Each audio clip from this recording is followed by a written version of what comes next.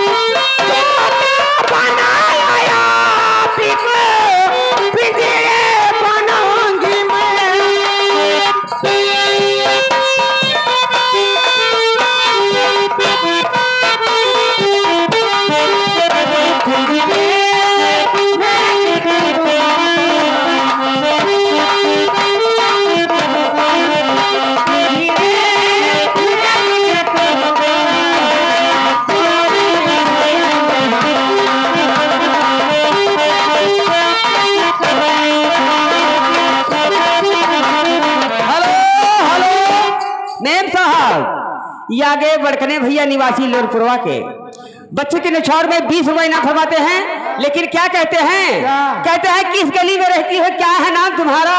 अच्छा। बड़कने खरीद लेंगे, क्या है दाम तुम्हारा? और कहना क्या है?